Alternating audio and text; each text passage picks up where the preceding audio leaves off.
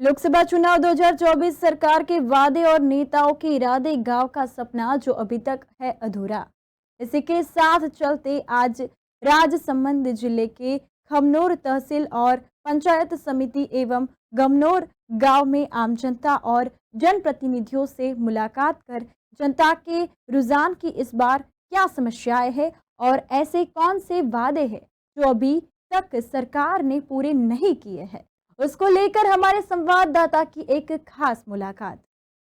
इस बार लोकसभा चुनाव में जो मोदी सरकार का नारा है इस बार 400 पार, उस विषय में आप क्या कहेंगे?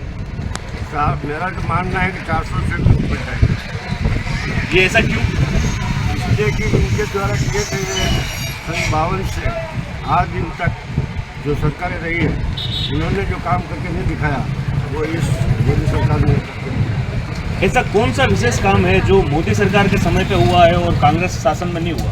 उसने राम मंदिर बनाया, 370 धारा हटाई और 3 तलाक हटाई। उसके बाद विदेशों में भी भारत का मान बढ़ा।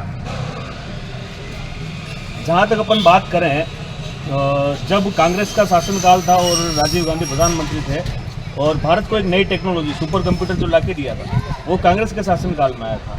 इस विषय में आप क्या कहेंगे? ये तो जिस समय जो सरकार थी उसका कर्तव्य था और उसने किया।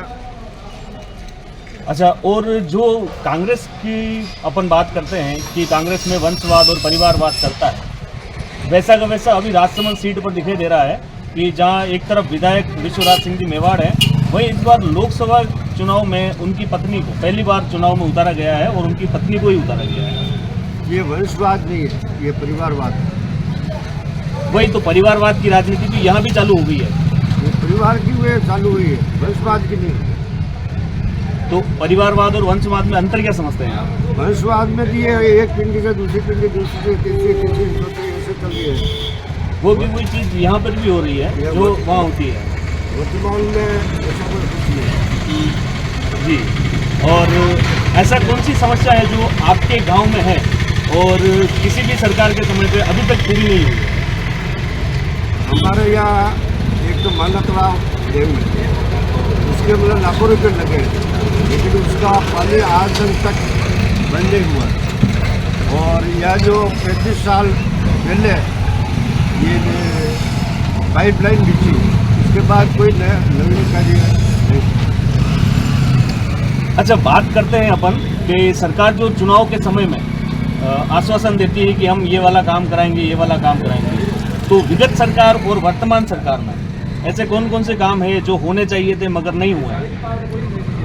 ये तो क्या है, काम तो हुए, लेकिन पहले यहाँ पे महाराणा प्रताप के नाम का आंसू मेला लगता था, वो मॉडल स्कूल बना, वो भी चला गया, आंसू मेला भी चला गया।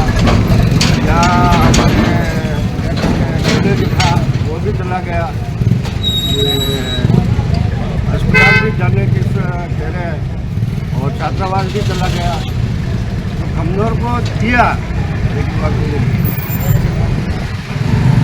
तो हम ये देख सकते हैं कि जो खमनोर के अंदर कमियां बहुत सारी हैं और सरकार से जो इनकी उम्मीदें हैं वो अभी तक पूरी नहीं हुई है। सर, आपका परिचय?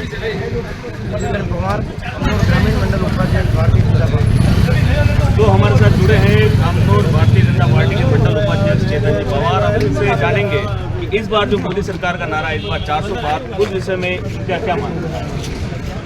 ये लगभग आएगी 25 से 25। पिछली बार से सर्वाधिक रिकॉर्ड तोड़ ऐतिहासिक जीत दर्ज करेगी मोदी सरकार, डबल इंजन की सरकार। वो मोदी जी के 9 साल के कार्यकाल में अभी तक एक भी बम ब्लास्ट नहीं हुआ। राष्ट्र सुरक्षित है और आगे और भी नए नए आयाम को छू रहा है। हम उस भारतीय जनता पार्टी के कार्यकर्ता हैं जो आज विश्व में सबसे नंबर 1 पार्टी के रूप में उभर चुकी है, भारतीय जनता पार्टी। हमें गर्व है हमारे प्रधानमंत्री मोदी जी के ऊपर, जिन्होंने 36 कौम के लिए अनगिनत योजनाएं जारी कर रखी है, जो लोग बाग लाभान्वित भी हो रहे हैं। वर्तमान में भजन लाल सरकार का भी ऐतिहासिक कदम है। दूसरी बात, मैं ज़्यादा कुछ नहीं कह के मेरे खमनोर क्षेत्र के लिए बात करना चाहता हूँ। आप सभी पत्रकार महोदय से पहले तो आपका इस रण क्षेत्र हल्दीघाटी में हार्दिक स्वागत है, अभिनंदन है। मेरा पहला निवेदन आप लोगों से यही है, सभी पत्रकार महोदय से, आप सब आए हैं, फिर आप जनता दरबार और इन जनता से रूबरू होइए। पहले इस क्षेत्र का आप विजिट कीजिए। आज इस क्षेत्र को स्थानीय नेता जितने भी आज जयपुर लेवल तक बैठे हैं, मंत्री से मंत्री बने हैं, ये सब इस हल्दी घाटी इस बस स्टैंड के चौराहे से बने हैं। राणा प्रताप के नाम की वोट बैंक की राजनीति करके सभी नेताओं ने अपनी अपनी मुद्दों को मजबूत करा है। आज इस हल्दी घाटी क्षेत्र को विकास के मामले में किसी ने कुछ नहीं दिया है। यहाँ रोजगार के अवसर भी उत्पन्न हो सकते हैं। यहाँ का MA-धारी, BA-धारी, B.Ed-धारी युवा चाय की थैली है और ऐसी ठेले लगाकर अपना रोजगार व्यवसाय कर रहे हैं, लेकिन उन लोगों को इस एरिया में जो लाभ मिलना चाहिए समुचित लाभ नहीं मिल पा रहा है। यहाँ के स्थानीय जनप्रतिनिधियों और नेताओं ने वाहवाही लूट के हल्दी घाटी को आज एक कचरा पात्र बना दिया। यहाँ पर रोजगार के अवसर भी हैं, पर्यटक एरिया है, रक्तलई जहाँ महाराणा प्रताप का युद्ध हुआ, आज उस रक्तलई की दुर्दशा देखी है। मेरा यही निवेदन है मोदी सरकार से कि सारी व्यवस्थाएं अच्छी तरह से संचालित हो रही है, विकास भी हो रहा है। मूल रूप से जिस जगह विकास होना चाहिए आज उस एरिया का विकास नहीं हुआ। सब नेता खमनोर हल्दी घाटी से बड़े बड़े ऊंचे पायदानों पर आज बैठे हैं, लेकिन इस रण क्षेत्र हल्दी घाटी को किसी ने कुछ नहीं दिया और आज ये हल्दी घाटी विकास की अपेक्षा करती है। चेतन जी, जनता का मानना है कि केंद्र सरकार अपना दायित्व तो अच्छे से निभा रही है, मगर जो उनके नीचे के ओहदे के लोग हैं और जो भारतीय जनता पार्टी से रिलेटेड है, तो वो अपने जो निम्न वर्ग के कार्यकर्ता हैं या जैसे कहें कि धरातल स्तर से जो जुड़े कार्यकर्ता हैं उनको खुश नहीं रख पा रहे। इस विषय में आप क्या कहेंगे? ऐसा कुछ नहीं है, संगठन सर्वोपरि है। जैसे उदाहरण के तौर पे मैं बता दूं आपको कि भारतीय जनता पार्टी वंशवाद नहीं करती है, लेकिन अभी वर्तमान परिवेश को देखते हुए लोकसभा सीटों में एक साफ छवि को एक किसी की विरोधाभास स्थिति नहीं हो, इस वजह से उस कैंडिडेट का कोई विरोध नहीं होने की वजह से मेवाड़ विश्वराज सिंह जी, पुरानी महिमा कुमारी जी को भारतीय जनता पार्टी ने राजसमंद सांसद के रूप में उनको निर्वाचित करके हम सबके बीच में भेजा है।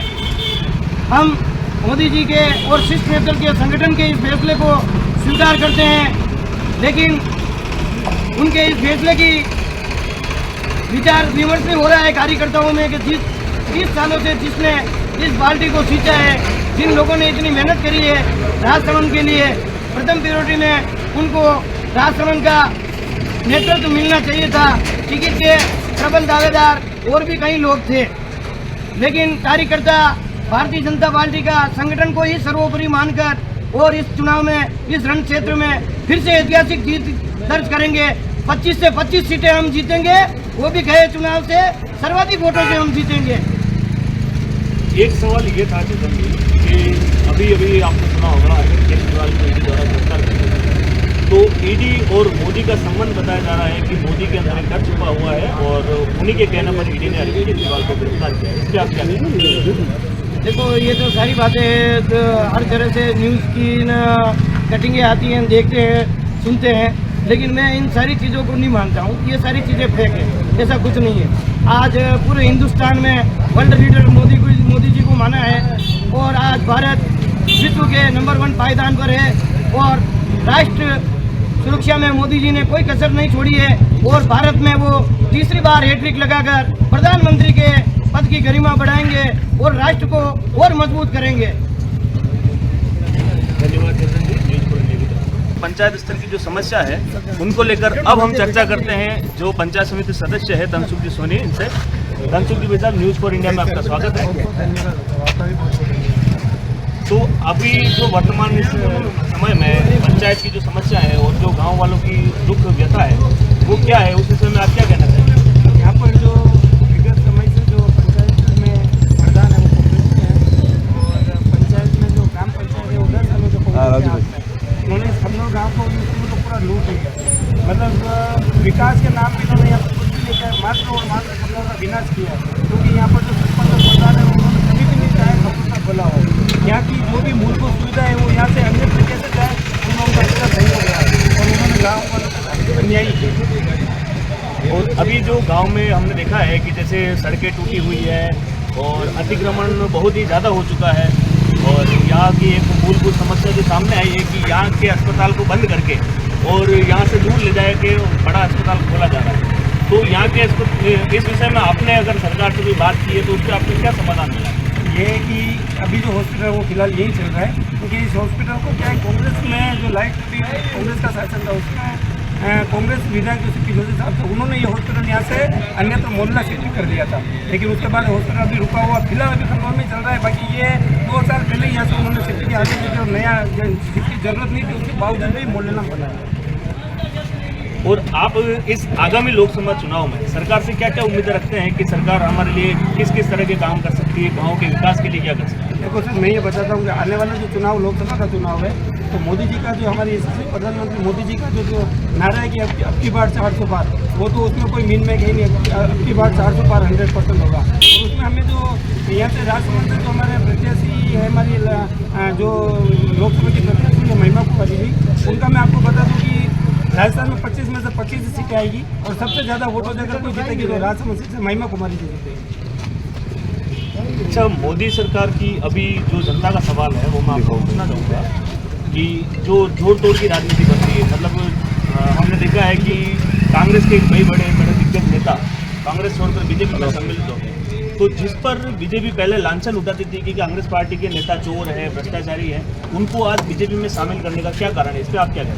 देखो, एक चीज़ बताता हूँ, जो भी जितने भी पुराने कांग्रेस ही हो या कोई भी हो, वो 10 साल का जो मोदी जी का जो शासनकाल देखा ना, उससे वो काफ़ी प्रभावित हुआ है। उन्होंने सोच लिया कि अब अगर देश का भला चाहते हैं, अगर हम राष्ट्र का हित चाहते हैं तो हमें भारतीय जनता पार्टी को ज्वाइन करना पड़ेगा। तो मोदी जी ने क्लियर कहा कि आप सभी का स्वागत है, अगर तन मन धन से आप अगर पूरी व्यवस्थित और ईमानदारी से अगर देश के सेवा करना चाहते हो, राष्ट्र हित में काम करना चाहते हो, तो भारतीय जनता पार्टी ने उनके दरवाजे खोले हुए, इसलिए मोदी जी ने उनको लिया है। और मैं आपको बता दूं, जो आप अब बात कर रहे हैं कि अभी 3 महीने हुए भजन लाल जी सरकार, जो हमारी राजस्थान में नई सरकार बनी है, भजन लाल जी जो मुख्यमंत्री उनके, तो उन्होंने जो गारंटियाँ दी थी उसमें से मात्र 3 महीने में 45% गारंटियाँ पूरी हो चुकी है। उसमें पेट्रोल या डीजल के उसके भाव भी कम हुए हैं। किसानों को जो मानदेय बढ़ाना था उसमें भी बढ़ोतरी हुई है। उज्ज्वला योजना में जो मोदी जी ने और भजन लाल जी ने कहा था कि 400 रुपये में गैस सिलेंडर मिलेगा, वो उन्होंने चालू कर दिया। तो 45% काम सर, जो गारंटियाँ मतलब विधानसभा चुनाव में नरेंद्र मोदी जी और भजन लाल जी सरकार बीजेपी की तरफ से दी गई थी, उनमें से 45% का काम मात्र 3 महीने में पूरा हो चुका है। अच्छा, एक अभी जो बात सामने आई थी कि नरेगा में मानदेय बढ़ाया गया है, तो अभी नरेगा में केवल मात्र 7 रुपये बढ़ाए, तो 7 रुपये क्या एक आम आदमी के लिए बढ़ोतरी उचित रहती है? देखो, ये भी है, ये देखो, ये क्या केंद्र सरकार की सब योजना है, उनको भी बजट देखना पड़ता है, लेकिन उनकी सोच ये है कि गरीब से गरीब, जो भी गरीब से गरीब तबका है उसको कैसे उनका अपन फायदा कर सकते हैं, उनको हम किस सरकारी योजनाओं को लाभ दे सकते हैं। अभी 7 बढ़े, लेकिन आपको विश्वास दे रहा हूँ 70 बढ़ने में टाइम नहीं लगेगा। तो ये थे हमारे धनसुखी सोनी, और अब हम आम जनता से बात करेंगे कि आम जनता अपने गांव के और अपने क्षेत्र के विकास के लिए केंद्र सरकार और राज्य सरकार से क्या उम्मीद रखती है। नमस्कार सर, तो आगामी लोकसभा चुनाव है, उसमें आप केंद्र सरकार और राज्य सरकार से क्या उम्मीद रखते हैं? आगामी जो लोकसभा के चुनाव है उनसे हम यही उम्मीद करते हैं कि जैसे कि अभी चल रहा है मोदी सरकार में जो योजनाएं आ रही है सब अच्छा हो रहा है, तो ऐसे ही मतलब चलता रहे आगे भी। और मतलब जो रोजगार के अवसर हैं वो अभी आपके गांव के क्षेत्र में किस प्रकार के? बढ़िया है हमारे गांव में। मतलब कितने लोग ऐसे होंगे जो यहाँ बेरोजगार है या जिनको रोजगार की कमी फील होती है? तो बहुत युवा है ऐसे जो अभी रोजगार से मतलब पीड़ित इसी कारण से कि गत अशोक जी की सरकार में बहुत पेपर लीक हुए, उससे बच्चों का भविष्य बहुत खराब हुआ है। अभी आने वाली अभी हमारी सरकार आई है भजन लाल सरकार, तो कुछ नया करेगी सरकार। इसी के साथ हम चलते हैं आगे, हमारे साथ जुड़े हैं यहाँ के सर, आपका परिचय? लालचंद कागरेजा, कमनौर से। अभी एक आधी बात, दालचंद जी, आपको क्या लगता है आपके गांव में ऐसी कौन सी समस्या है या ऐसे कौन से मुद्दे हैं जो आप सरकार तक पहुंचाना चाहते हैं? हमारे गांव में सड़कों की समस्या है और अवैध अतिक्रमण जो पंचायत में बैठे हुए प्रधान और सरपंच कांग्रेस के हैं, जो अभी तक किसी प्रकार का अवैध अतिक्रमण हटाया नहीं है। हमने बार 181 पर कंप्लेंट डाली, उन्होंने मात्र नोटिस निकाल करके और ये शब्द प्रधान जी ने कहे हैं कि मैं अतिक्रमण हटवाने नहीं आऊँगा क्योंकि मुझे आगामी चुनाव पंचायत का चुनाव लड़ना है। अतः सरकार से बार विनती कर रहे हैं, जब तक यहाँ से प्रधान और सरपंच पंचायत से नहीं हटेगा, बीजेपी की सरकार का सरपंच नहीं बनेगा, जब तक यहाँ विकास होना संभव नहीं है। तो आपको ऐसा लगता है कि अगर सरपंच बीजेपी का आए तो ही गांव का विकास होगा, उससे पहले विकास नहीं होगा? बिल्कुल, कड़ी से कड़ी जुड़ेगी तो ही विकास होगा। अगर मोदी जी के साथ कड़ी नहीं जुड़ेगी पंचायत में तो संभव नहीं है कि यहाँ खमनौर की पंचायत में विकास हो पाएगा। तो ये थी जनता की व्यथा और आगामी लोकसभा चुनाव का रुझान। तो इसी के साथ हम फिर से आपसे मिलेंगे एक नए अवसर पर नए लोगों के साथ। धन्यवाद।